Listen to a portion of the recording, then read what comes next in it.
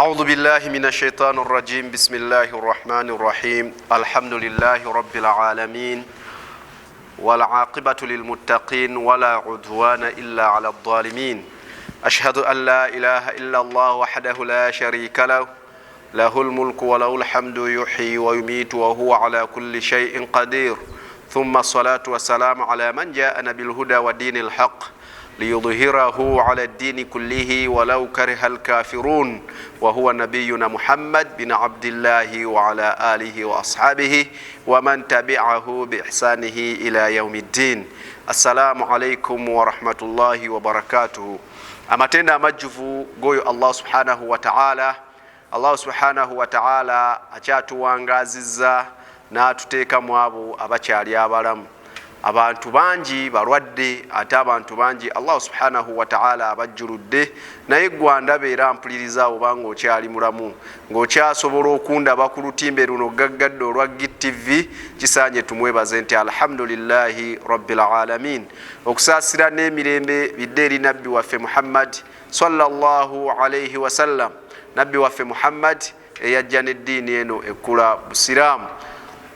Amanya nze Shk Murshid Busulwa kasitondaba ku TV yo ate mba nnyingiddewo n'ebirungi by'obusiraamu wano ku lutimbe gaggadde olwa GTV. Muli babbeeyi nnyo mwenna ababeera ku lutimbe luno nga mutulaba nammwe mutuzzaamu amaanyi okuba nti nno ate tweyongera amaanyi okujja entakera okuba nti nno tubasisinkana nga muli balamu ne mubeera nga tubasomesa. Tusaba mweyongere okutulaba, mweyongere okulaba olutimbe luno gaggadde ate temukoma kutulaba mwenna balina zi bizinesi ez'enjawulo. Tubasaba mutuwagire mu mbeera ey'enjawulo muleete bizinesi zammwe tuzikube abantu mu maaso bazitegeere bazirabe kuba kati luno olutimbe olulabibwa ensi yonna. Nze Shk Murshid Busulwa, President wa Kigolooba Matali Group Limited. Tukyagendera ddala mu maaso ne Fadailul Ikhlas luli twatandika tulaba ebirungi ebiri mu busiraamu ng'era tuli ku kirungi ekyokubiri kitunaatera okumaliriza ti al islaamu diinul ikhlas obusiraamu ddiini yakutukuza mirimu kuba nti emirimu gye tukola tugikolera Allahu subhanahu wa ta'ala tugikolera Allah subhanahu wa ta'ala. Twalaba ikhlas kyeki ne tujja nga tubiraba mpola mpola ne tutuuka ku fadailul ikhlas ebirungi bye tufuna ng'omuntu ebirungi ki byofuna ng'okoze ku emirimu ku lwa Allah subhanahu wa ta'ala. Leero insha Allah tukimaliriza naye nga sinaba kugenda ku fadailu endala kuba luli twalabayo nnya olwa tugenda laba ey'okutaano n'ey'omukaaga n'ey'omusanvu biidhnillahi ta'ala. Mukkirize nange nga ate eddoboozi lyange kwa okujjukiza mwenna abatulaba okukubiriza mwenna abali ku lutimbe luno gaggadde olwa GTV tibannange tongere okerwa bino ebintu wammanga nga bibiri bisatu. Sookera ddala tugondera abakulembeze baffe mu mbeera eno ey'akazigizigi gye tulimu ey'okwetangira COVID-19. Bannange obusiraamu bubaagala muli balamu, obusiraamu bwagala abantu nga balamu. Obusiraamu tebugenda kutambula nga mufudde mwenna wabula kye tulina okukola tubeere nga tubeera abawulize eri abatukulembera abagambye naaba mu ngalo tolina kyovaako. Bagambye yambala masiki yesu oyinza okugamba gwatugamba nga tojja eyange njijjeeko bujja kuba wano wendi ndimu kumpi bw'omu mu studio naye kati oli mu lujjudde lw'abantu oganya okuteekako mu masiki. Bannange okwetangira kusinga okuwonya, okugema kusinga okuwonya. Kola buli kimu kyonna ky'osobola okukola. Oba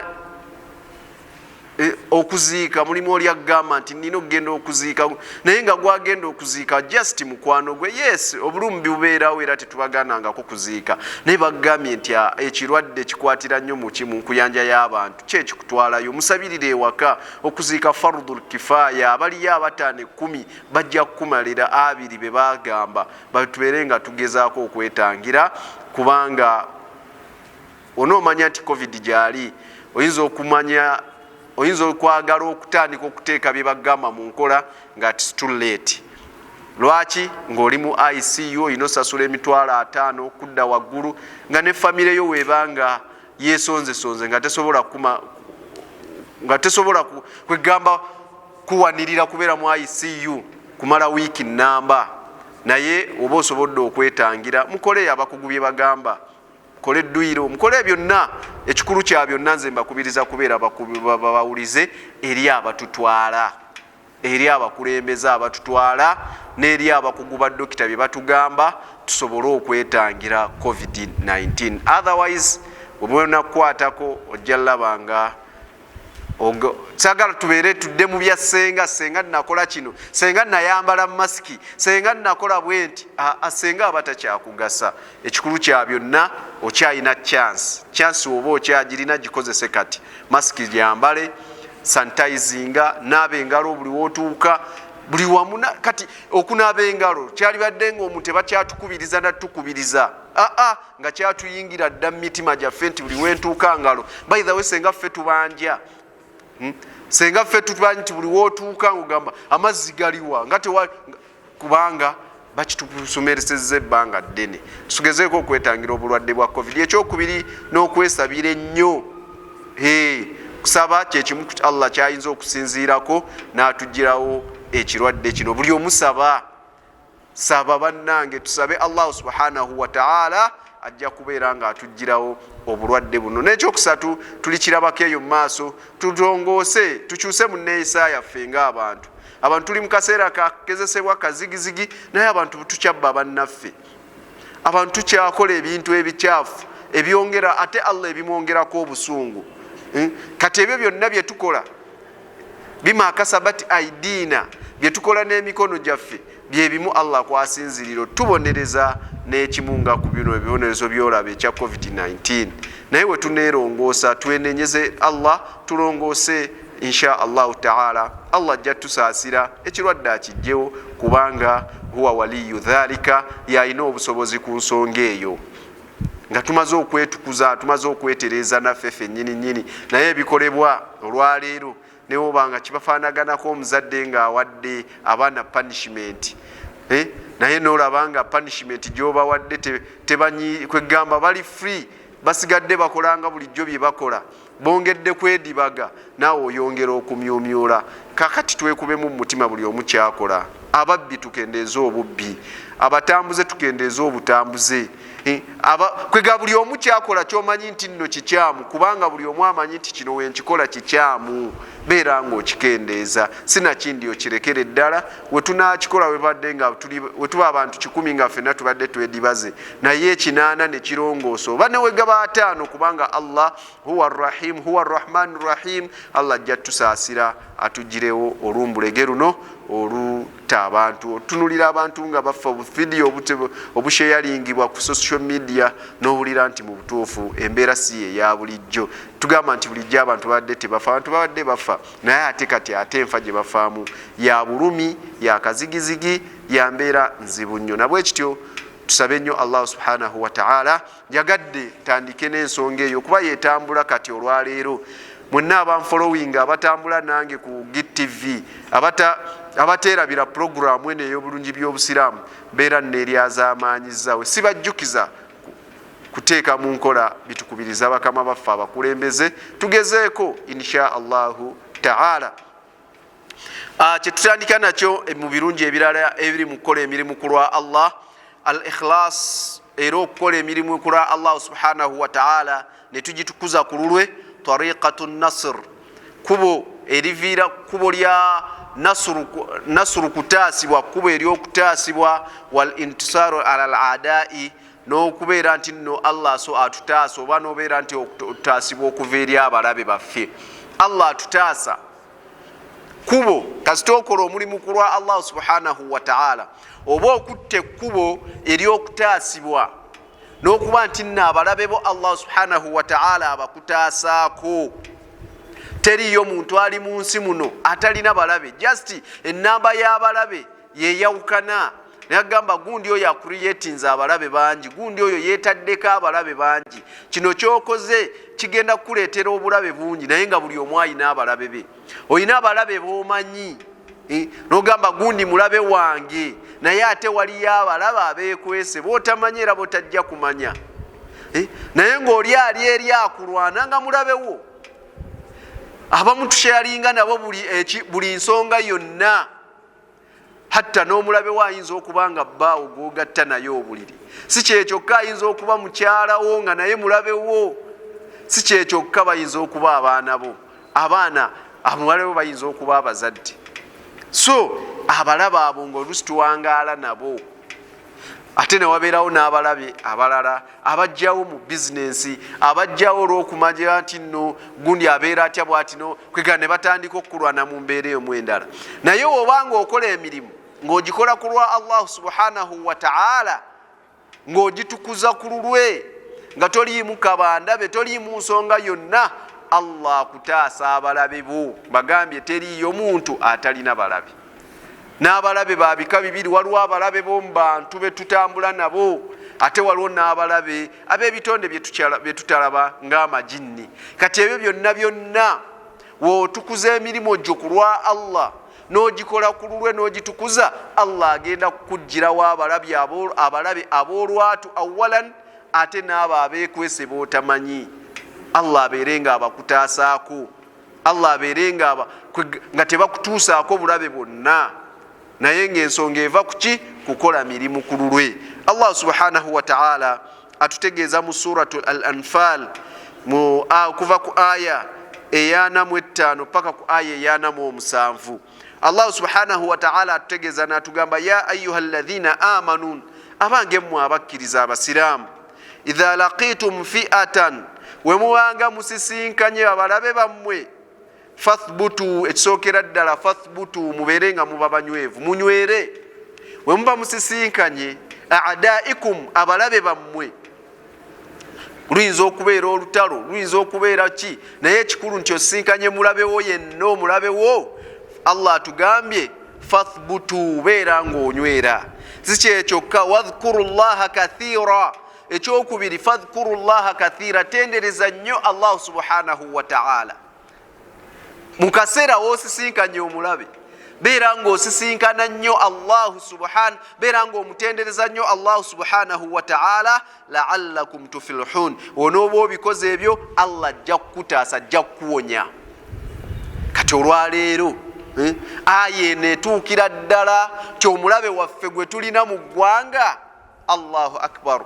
Sinakindi asukka ne mu ggwanga lyattu Uganda, n'agenda n'abuutikira ensi yonna yonna COVID-19. Oyo mulabe waffe, kirizagaana oyo mulabe, kubanga olwaleero ffe mbagambye ndi wa Kigolooba Mataali Group Limited, era emikolo gyammwe mubadde mugimpa n'engikola embaga kwanjula, nga mbeerayo buli weekend, nga mbeera bize. Kati olwaleero olw'okuba mulabe waffe, ebyo baabiggadde bakama baffe.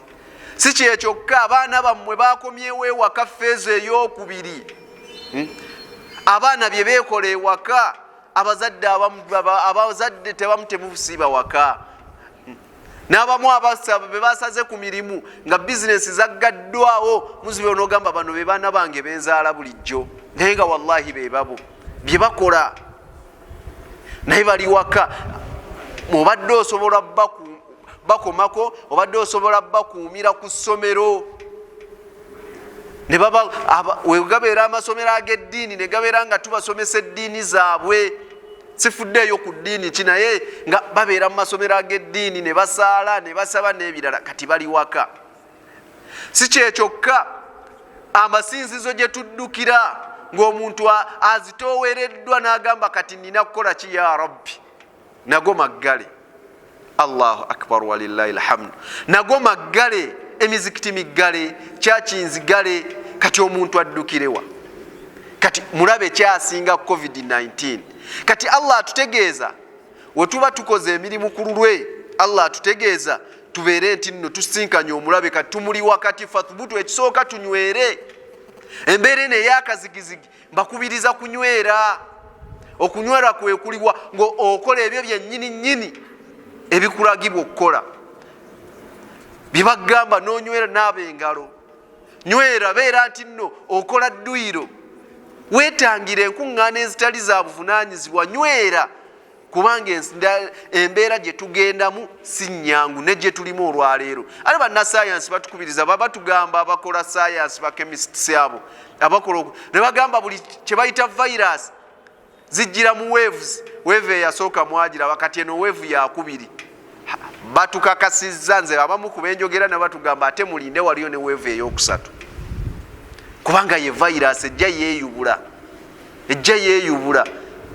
Ate virus esobola kuva mu bantu negenda mu birime. Kati watyanga n'ebirime byonna kasooli waffe yenna ayingiddemu COVID-19. Kisoboka kuba virus. So Allah atugambye tuba tusinkanye omulabe, fathbutu, tunywere bannange, munywere. Okunywera kitegeeza ebintu bingi nnyo. Kitegeeza okuleka ebyokwejala bye tubaddeko, kitegeeza ebintu bingi. Tokyakola ki? Kwata bulu akasente kakwate nga okwegamba nga okegendereza. Abaana ke kaseera obagambe nti amatooke n'omuceere mere ennungi naye n'akawunga muyina okukayiga okukalya kuba mbeera yakazigizigi. Fathbutu, banywere. Adde njogera ne maama wange naye gagamba yagenze n'ashoppinga naye gamba mama fe akawunga n'ebijanjalo tetubyagala, ayagala akoleki. N'Abaganda bagamba mmere embi terumya njala. Ke kaseera kana ak'okunywera, okweteekateeka. Si kyekyokka, wadhkuru llaha kathiira, tugatteko okutendereza ennyo Allahu subhanahu wa ta'ala. Naye tuli mu kaseera kakazigizigi, naye ng'omuntu tafaayo kuswala, tafaayo kubeera nti natendereza Allah.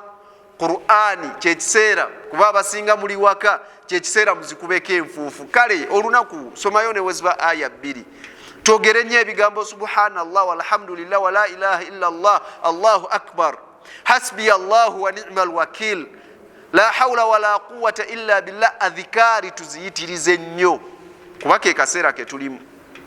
Wetunaaba ebyo tubikoze, Allah ajja beera nga atuvuunusa embeera eno gye tulimu. Wa atiu llaha wa rasulahu, Allah ayogera mu maaso n'atugamba nti wa atiu llaha, tugondere nnyo Allah subhanahu wa ta'ala, wa rasulahu, n'omubaka Muhammad sallallahu alayhi wa sallam. Wala tanaza'u, tetukayagananga, tetubojjagananga. Ebiseera bye tulimu byetubeeramu ebyakazigizigi n'ebitali byakazigizigi, tetweyuzaayuzanga. Fatafsharu watadhhaba rihakum, ebyo tunaaba tubikoze ebyokwesikasika, Allah ajja tujjako amaanyi gaffe. Amaanyi gaffe gajja kgenda, ate nga agali awamu ge galuma ennyama. Tunaabanga mwekayagana, mutunuulire famire ezitali wamu abeesikasika olwaleero. Baba bagamba eyo famire yali y'amaanyi naye kati buli omu ali ku lulwe. Lwaki? Lwakweyuzaayuza. N'omusiraamu wekiri, tugaana okubeera obumu, tujja kweyuzaayuza. Tuneeyuzaayuza, amaanyi gajja kukola ki? Gajja kugenda. Mbaka Allah subhanahu wa ta'ala n'atugamba nti wasbiru, ensonga yonna ebeera ebajjidde, fasbiru wasbiru, mubeere nga mugigumiikiriza. So nawano olwaleero obulwadde bwe tulimu embeera tukumiikirize. Mulimu embeera gye tutamanyiira kituufu.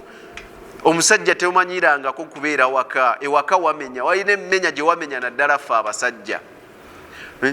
Weekends mulimu abantu abamanyiira okubeera nti bazannya omupiira oba balabi ba mipiira, bamnamira mizannyo, naye ng'olwaleero babagambye stop. Beera ng'ogumiikirize, embeera eyo gigumiikirize. Emizikiti batugambye amugira mugiclosingako ennaku 42, ate tulabe tugumiikirize. Ewaka tewabeereka nga wamanyira kusaalira mu muzikiti, nesaalirako ewaka n'ebintu ebirala. Wasbiru, beera ng'ogumiikiriza. Inna Allaha ma'a sabirin, mazima Allah abeera wamu oba ali wamu n'abagumiikiriza. Bwe tunaagumiikiriza ebyo byonna bye tukola, Allah byonna embeera eriwo ey'akazigizigi, Allah ajja tukola ki? Allah ajja kubeera nga agitugirawo. N'atugamba Allah, wala takunu kalladhina kharaju min diyarihim, temubeeranga bano abaafuluma mu mayumba gaabwe. Wala takunu kalladhina kharaju min diyarihim, temubanga bano abaafuluma mu mayumba gaabwe. Baali bafuluma kukola ki? Nga bafuluma kgenda kulwana. Batara wa ri'a an-nas, naye ng'ekibafulumiza mu mayumba gaabwe okugenda mu lutalo, tebagendayo kulwa Allah, wabula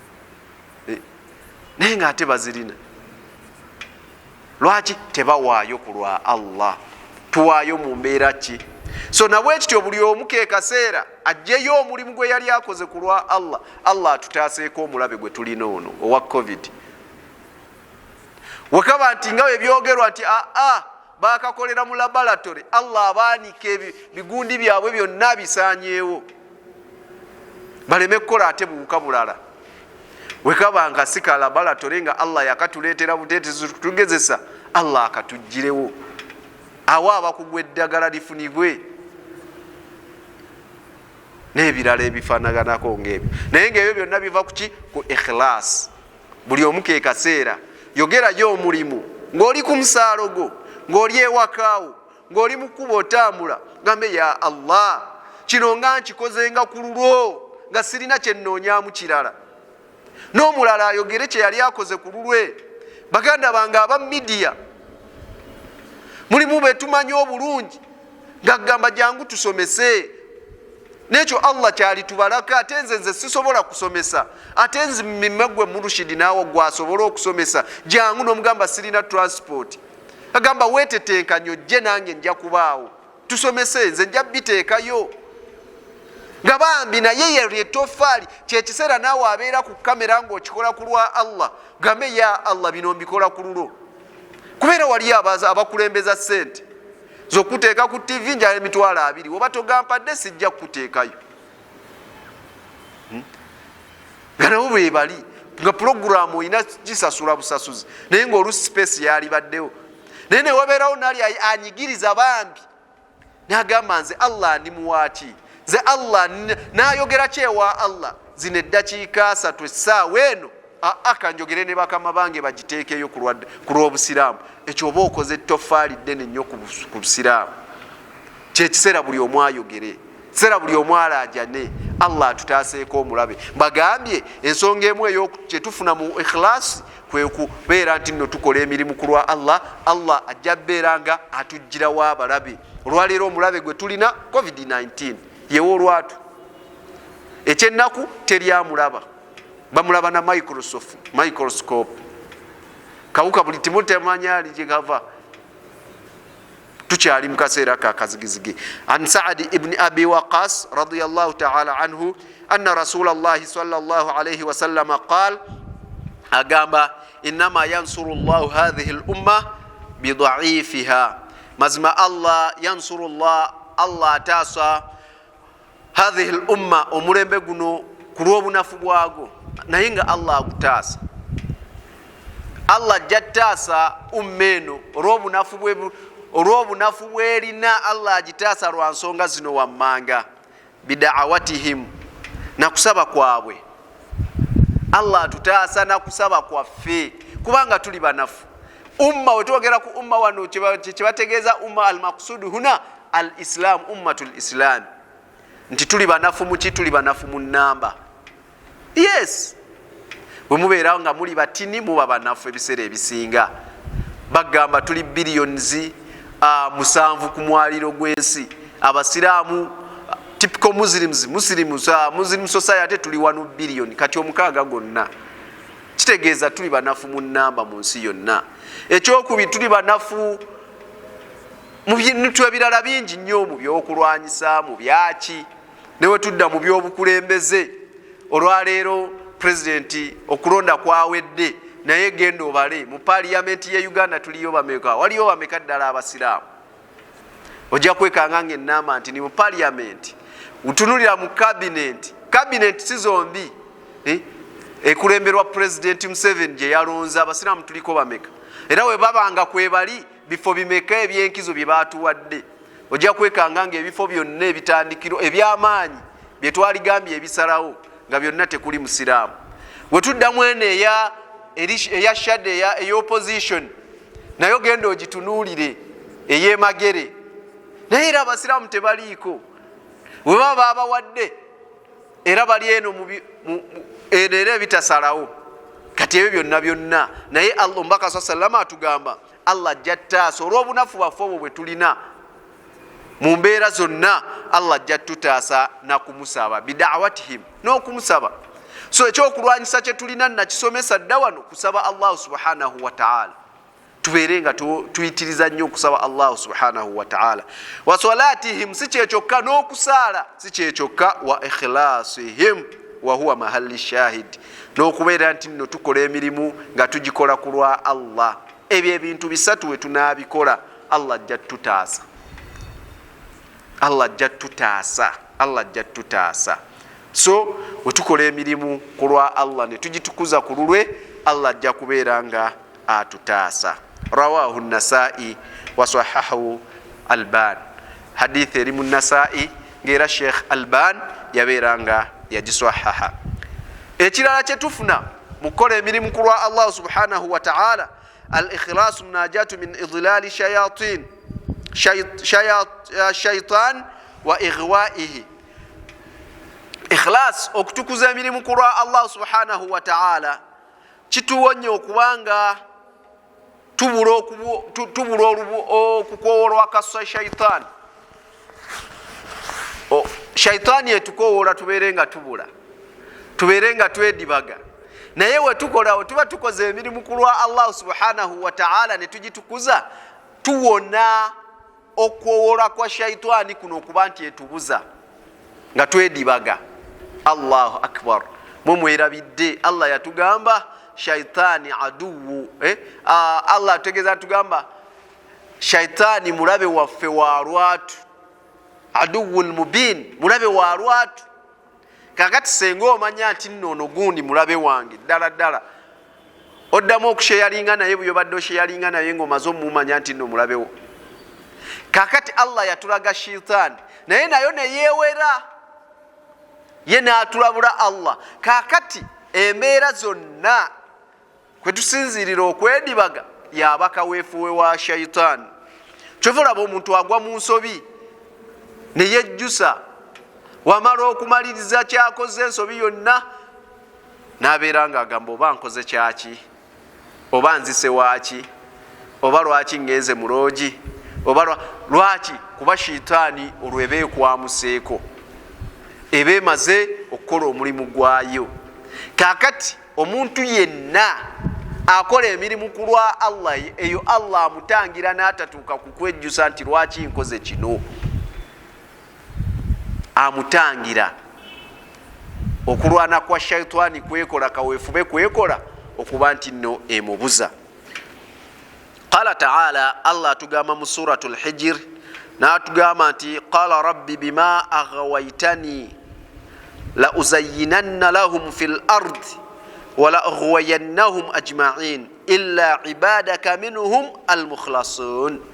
Wonogenda mu suratul Hijr, eno aya ntandikidde ku ya 39 suratul Hijr, naye eri gye ziva mu aya ng'eya 30 waliwo emboozi eyaliwo wakati wa shaytani ne Allah subhanahu wa ta'ala, nga Allah subhanahu wa ta'ala emboozi eyo eva ku shaytani, shaytani eganye okuvunnamira Adamu alayhi salatu wassalam.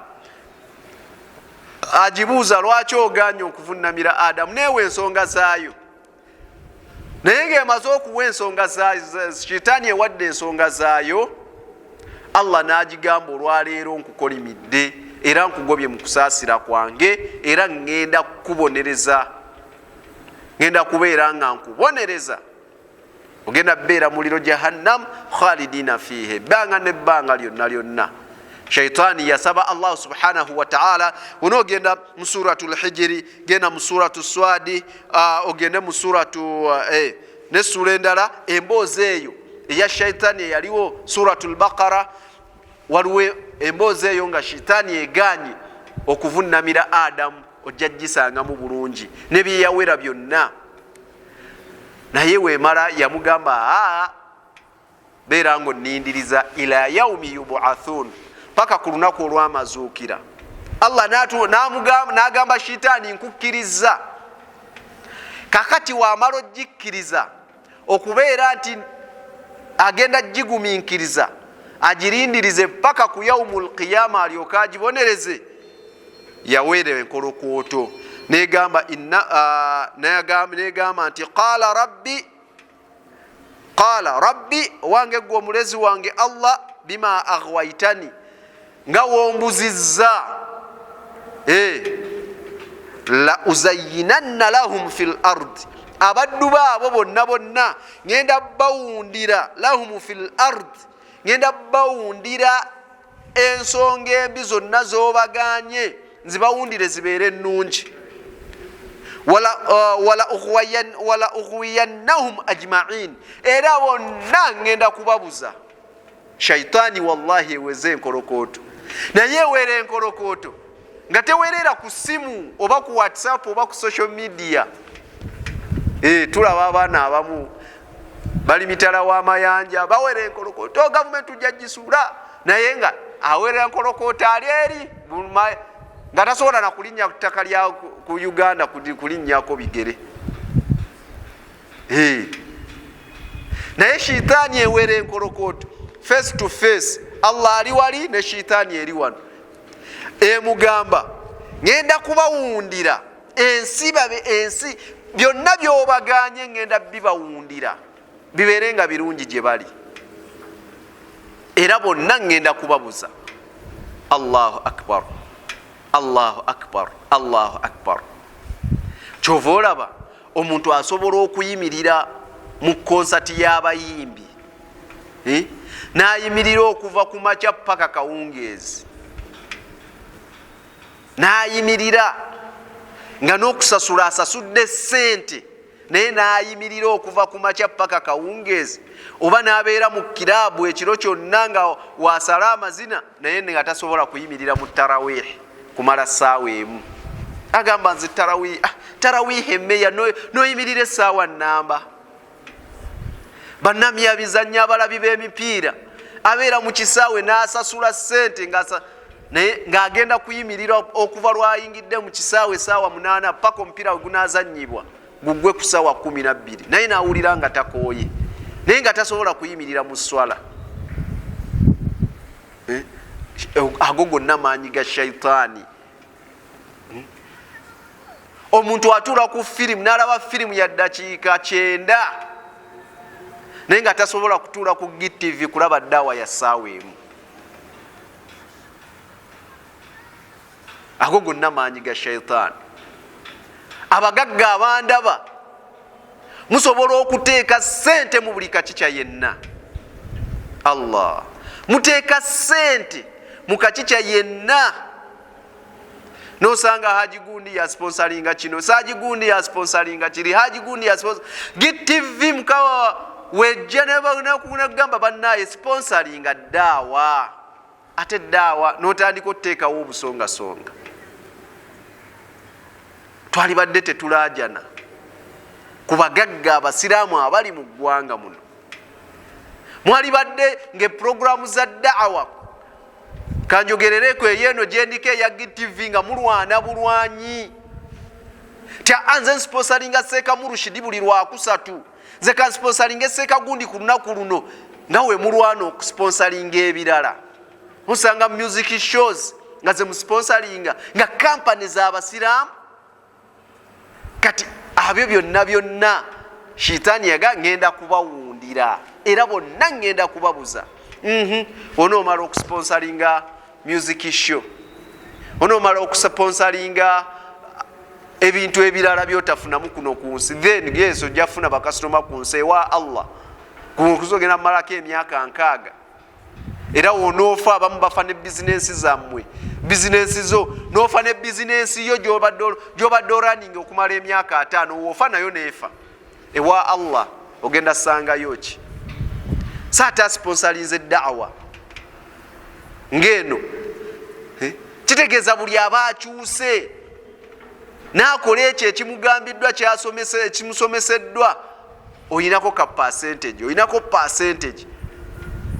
Naye tusponsoringa birala abagagga, musponsoringa birala byemuteekamu ssente.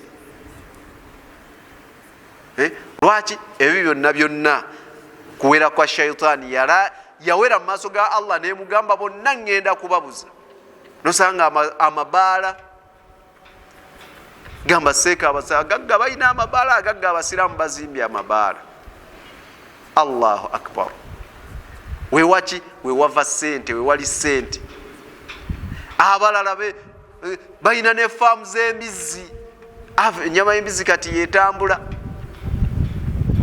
ente ekula mangu n'ebirala. Sekamba sigiridde just eri nnoonyaamu sente. Muzannya zaala, riba eringa riba, ebyo byonna byonna Allah shaitaani yawera yagamba ngenda bawundira ensi yonna mbere bonna bonna nga mbabuza. Buli omu ekimunyumira akimanyi, buli omu kyayagala akimanyi, n'ekimukaluubirira mu busiraamu era okimanyi, naye ago gonna maanyi ga shaitaani.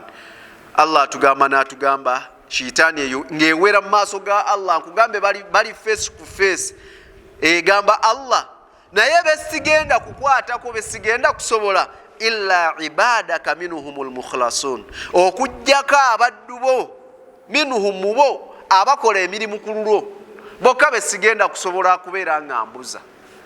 Allahu akbar. Olaba ne shaitaani gwakola emirimu ku lwa Allah ekutya, egayi gwe tejja kukubuza, naye wenna akola nga tokola ku lwa Allah nga totukuza mirimu, shaitaani girindirire, egenda kukubuza entagala bbiri. Gamba omuzikiti gwawo gwantama, nobawa naye ne batakwogera nako. Lwaki? Kubanga wakulembeza kubeera nti nno bakuwaana. Oyo seeka tamanyi bagagga, tamanyi bagagga, sobola simwagala, sobola namuwa 10 kyange kubanga takuwaana, naye akola ku lwa Allah, ebyo byonna ye tabitunuulira. So yawa bubi buli mukozi wa da'wa namuwa buli kintu kya busiraamu, ekizimba obusiraamu n'akiteekamu ssente kubanga akola ku lwa Allah. Buli kyayinako obusobozi n'akikola ku lwa Allah subhanahu wa ta'ala. Yenna weesiimye gwe wenna ndaba olwaleero nti shaitaani tegenda kukubuza ebbanga ly'omala ng'okola emirimu ku lwa Allah subhanahu wa ta'ala. Mu sura endala, mu suratu Swad, era shaitaani ewera egamba fabi'izzatika, ku lw'ekitiibwa kyo Allah subhanahu wa ta'ala, la ughwiyannahum ajma'in, bonna ngenda kubabuza. Kugambye eno conversation shaitaani gyekola, iblisi gyekola, tegikolera ku Facebook, tegikolera ku WhatsApp, wabula egikolera ku round table ne Allah subhanahu wa ta'ala. Emugamba maaso ku maaso nti bonna ku lw'ekitiibwa kyo. Ne shaitaani ekimanyi nti Allah wa kitiibwa, shaitaani ekimanyi Allah wa kitiibwa, yensonga lwaki ekulembeza fabi'izzatika, ku lw'ekitiibwa kyo Allah subhanahu wa ta'ala, la ughwiyannahum ajma'in, bonna bonna ngenda kubabuza, bonna ngenda kubabuza. Allahu akbar. Inze naawe shaitaani yewezo tubuza.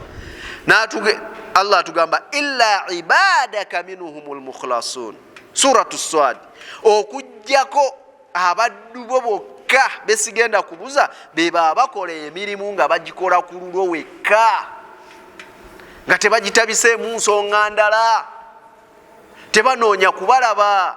Allah kyatugamba mu suratul Kahfi wansi gyegwera, faman kana yarju liqaa rabbih, oyo yenna akakasa nti agenda kusisinkana Allah subhanahu wa ta'ala, falyamal amalan saliha, kisaanye yeetereze olwaleero, kisaanye yeetereze yeetetenkanye, falyamal amalan saliha, abeere nga akola emirimu emituufu emirungi.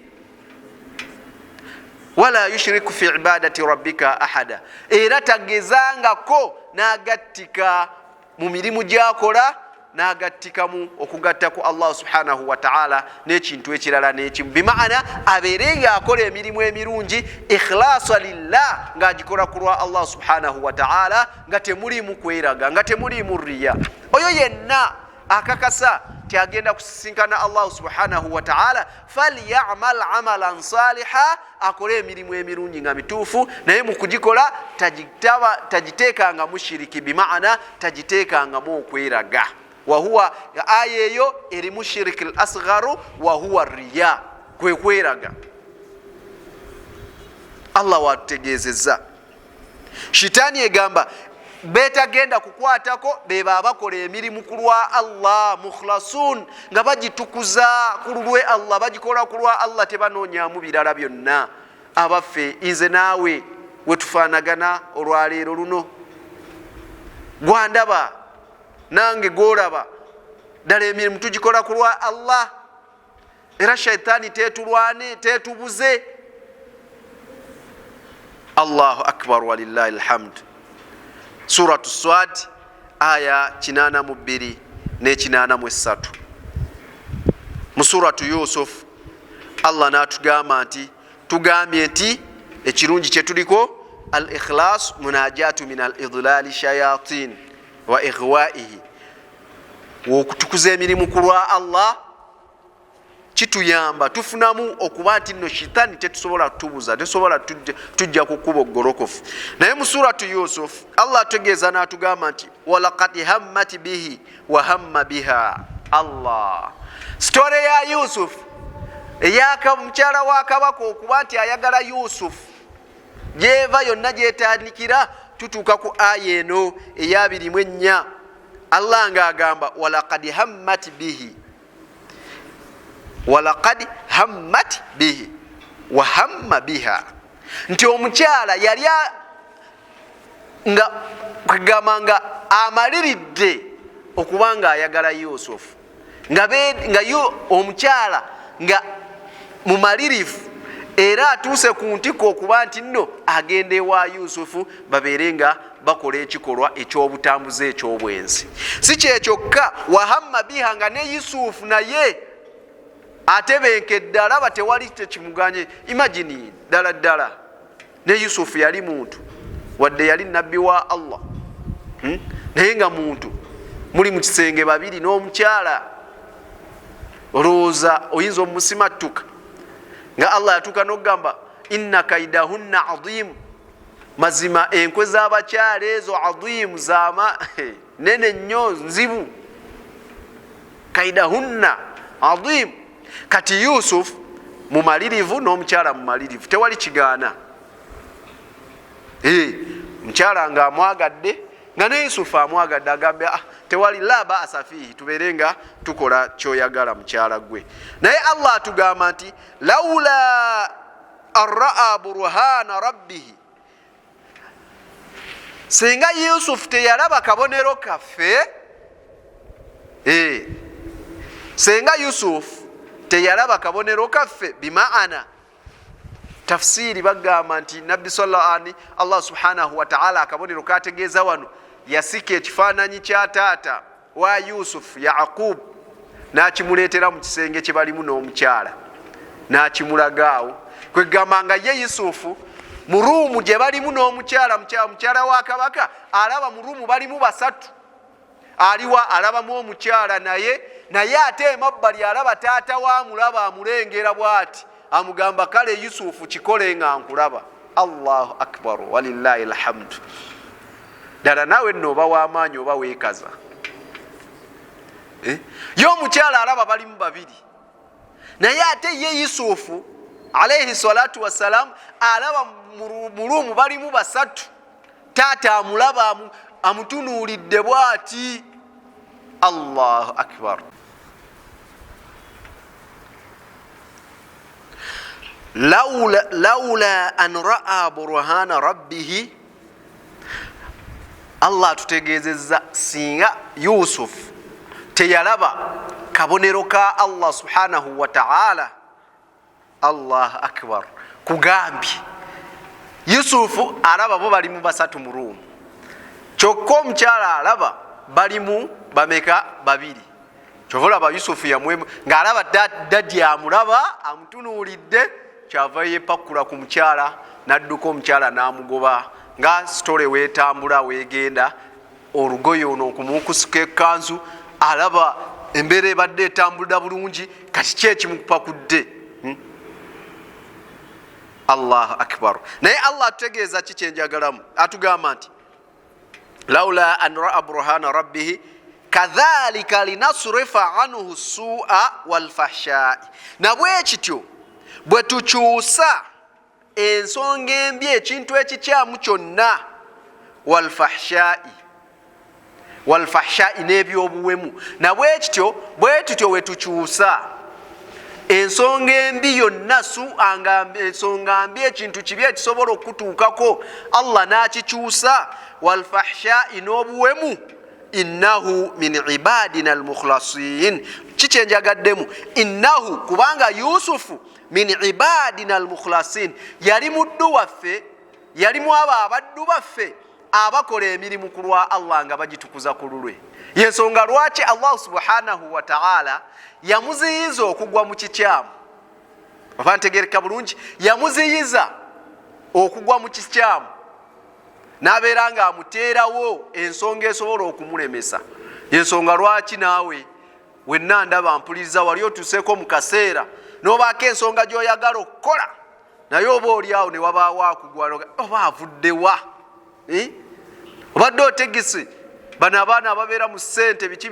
naye obwavu nga bunnumye nnyo olunaku weruti bosi tabeerawo nja kumutetenkanya nzibewo kale akakadde k'ensimbi naye olw'okuba olina omulimu gw'okola ku lwa Allah subhanahu wa ta'ala kwolwo olw'obadde oleese enniya okumubba oba omaze n'okupaakinga oyagala kufuluma bwoti oba oli awo n'omwekanga nga ajja mu mmotoka noga Allah kati abakunsanga nga nzitutte yaba kyekyalizeeko n'alifiiriddwa n'omulimu gwange naye lwaki oyinza okuba eyo enniya obadde ogireese olw'obwetaavu oluusi bw'olina kati Allah n'akukyusa n'akyusa embeera eyo n'agamba agwe oli muddu wange akola emirimu gyange ku lwange sijja kukkiriza shayitaani kukubuzaabuza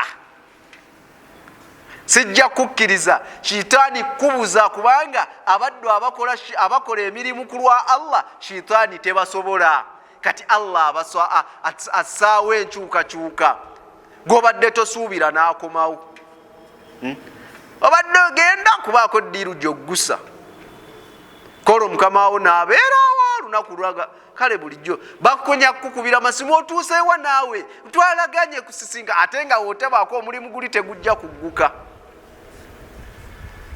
olaba nti yoyo Allah subhanahu wa ta'ala naye oyina omulimu gw'okola ku lulwe Allah olusinga n'ogumanya gwe togumanyi Allah n'akugirawo we babeera babbi olusi ne bagenda ne babattira eyo bonna nga nawonye kale naye nadde no ngenda bawerekerako badde bannemeddeko nnyo ddiru eriko sente nnyingi nange naali badde ndi mu bafu Allah akuwonyezza akuswarafye akugjeyo obutagwa mu nsonga nkyamu naye nga lwa nsonga lwaki kubanga okola emirimu ku lulwe so abantu bonna abakola emirimu ku lwa Allah shayitaani tebasobola Allah waba asobola okutaasa Yusufu n'atagwa mu bwenzi bwe yali agenda kugwamu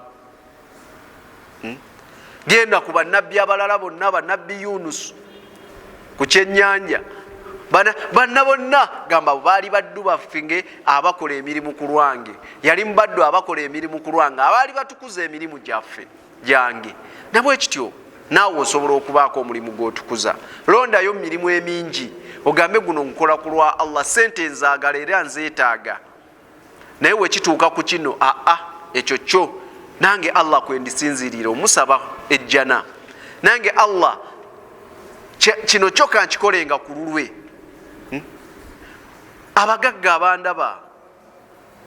abaana b'abaganda bammwe bali mu byalo famire zammwe baako omwana gogamba nti kale ono oba alinzijukira oba talinzi bisimillah kamukwateko ku lwa Allah tomanya Allah ayinza okutaasa n'asitulayo abalala famire neetereera ebyo byonna Allah abakola emirimu ku lulwe tabakola ki ensonga gyenda okusembyayo olw'obudde al ikhlas omuntu era akola emirimu ku lwa Allah subhanahu wa ta'ala yutahiru qalba Allah atukuza omutima gwe min al haqidi wal ghilli wal khiyana Allah nsonga nkulu nnyezo Allah atukuza omutima gwe okumugjamu enge effutwa khiyana obukumpanya bonna Allah abikujjamu ebbanga lyomala ng'emirimu ogikola ku lulwe Allah akujjamu khiyana obukumpanya yongerako fitina Allah akujjamu fitina Allah akujjamu ensaalwa, Allah akujjamu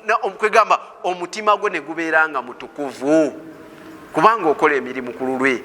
Naye agamba seeko oyo waaba akwagala, wallahi aba akwagala, naye ate wakukyaba aba akukyaye. Tuyira be tumanyi gagamba Murshidi nkwagala, naye kino nekino olikikola nze mankukyaye. Nammwe mubamanyeeyo nagamba Haji wagamba nti twawukanye tuba twawukanye, naga tusigaze salaamu n'ebirala, naye wano nedda. Lwaki? Tainaamu kukwenya, takwenya bannange. Abantu nga tukwenya bannaffe, batubalaga nti tubaagala naye nga wallahi tetubaagala. Owooza simanya oyo, you are part of my life, naye nga gwe omukolera bamutte, gwokolerera bizinesi ze zigwe, gwokolera bamugobe ku mulimu. Khiyana, bukumpanya, omukumpanya. Nga tukumpanyiza Allah subhanahu wa ta'ala, tukumpanyiza abantu bannaffe. Naye omuntu yenna atukuza emirimu, Allah amutukuza omutima gwe ne guvaamu haqid wal ghilli wal khiyana. Hadithi egamba nti ngeva ku Zaid ibn Thabit radiyallahu ta'ala anhu anna nabiyya sallallahu alayhi wa sallam qala thalathu la yughillu alayhinna qalbu mur'i muslim. Ensonga ssatu la yughillu, omuntu wazikola, omuntu waba azikoze omutima gwe Allah aguta ne guba mutukuvu, tegusibwa. Omutima gw'omuntu omuddugavu, omuntu omusiraamu tegusibwa senga omuntu aba akoze ensonga zino za bimaana guba mutukuvu ne gubeera wadih, ne gubeera nga kwegamba guli free. Allah tagusiba senga wakola ensonga zino ssatu.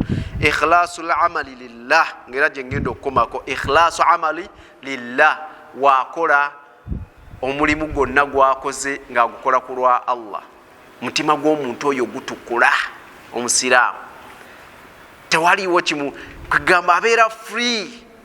Allahu akbar, tabamu kuwankawanka.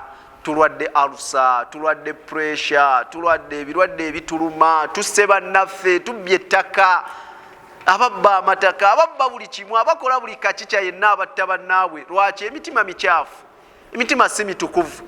Naye we tunaakola emirimu ku lwa Allah, wabeerawo naawe kyoyagala okukola, n'ogamba ezo ssente naali zeetaaze, naye ate si zange, kubanga omutima gwo mutukuvu, olina emirimu gyokola ku lwa Allah. Wal munasahatu l ummatu l muslimin, n'okubuulirira umma y'obusiraamu. Senga obeera obuulirira umma y'obusiraamu, obuulirira abasiraamu banne, kino kikyamu, kino tukikole bulungi, kino tutuleke, kino tetukikola, nga we tukola ku GTV.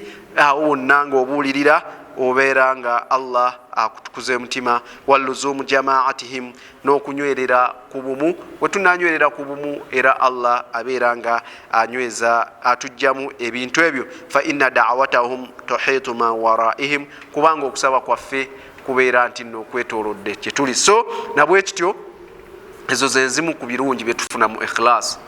Nkakasa nti buli omu azeetaaga, n'ekisemberayo ddala nairu shafaatu nabiyuna Muhammad sallallahu alayhi wasallam. Era omuntu yenna akola emirimu ku lwa Allah ogenda kufuna ku kuwolereza kw'omubaka Muhammad sallallahu alayhi wasallam ku yaumul qiyama, olunaku olugenda okubeera oluzibu ennyo. Olaba kuno ku nsi buli muntu alina looya, nabwe kityo looyawo ku lunaku olwo yagenda okubeera ow'ekitiibwa Nabbi Muhammad sallallahu alayhi wasallam. Ani ateetaaga looya? Ani ate bwano bagamba kuno ku nsi omuntu, era lyagamba omuntu ow'obuvunaanyizibwa ateekeddwa okuba atirisi n'abantu basatu, ateekeddwa obba ne looya we amuwolereza ku nsi kuno. Nange mulina Kanso Said. Owookubiri, omuntu alina okubeera ne dokita we kuno ku nsi. Omuntu ow'obuvunaanyizibwa obeera otyawo nga tolina dokita. Nange dokita wange mulina Dokita Kayonza. Omuntu owookusatu alina okubeera n'omuwalimu we, sheekhe we. Sijja kwogera kuba ne baseeka bange mbalina bangi.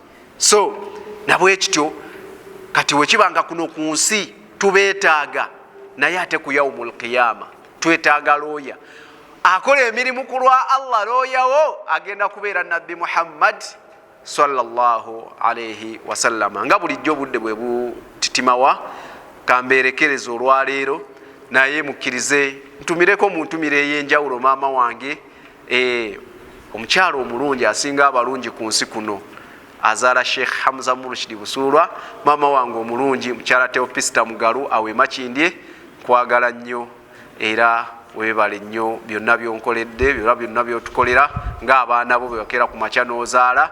Tuli basiimu gy'oli era jjajja waffe mutulabire tutya okujja okumulabako olw'embeera nti ffe tubeera oluusi tutambula nnyo ate nga mukosefukosefu, naye mugambe nti tuli wamu naye jjajja waffe awo omulwadde gw'olabirira.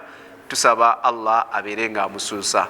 Naawe Dr. Kayonza wali owa Kayonza Herbal Research kutumiddeko nnyo na buli yenna abadde ku GTV ku programu eno da'wa ebirungi by'obusiraamu, mwebali nnyo okwekkaanya GTV temujjangooko. Rabbana taqabbal minna innaka anta samiul alim wa tub alayna ya maulana innaka anta tawwabur rahim. Allahumma la mani'a lima a'tayta wala mu'tiya lima mana'ta wala yanfa'u dhal jaddi minkal jadd. Allahumma shif mardana mardal muslimin warham mawtana mawtal muslimin wa sallallahu على سيدنا محمد وعلى آله وصحبه وسلم والحمد لله رب العالمين. Sigadde nze Shk Murshid Busulwa, President wa Kigolooba Matali Group Limited. Assalamu alaikum wa rahmatullah.